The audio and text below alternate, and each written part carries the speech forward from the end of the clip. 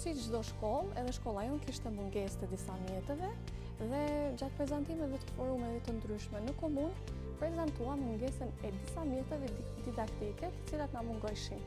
Kështu ne me prezantimin e këtij projekti që neve na mungojshin, komuna na mundsoi së bashku me këtë projekt na mundsoi që të marrim mjetet që na duheshin didaktike për shkollën tonë. Në të cilin projekt ne përfituam 24 kompjuter, 24 karike, ulse do me thënë, projektore, 3 projektore, fotokopjen dhe 3 edhe laptopën.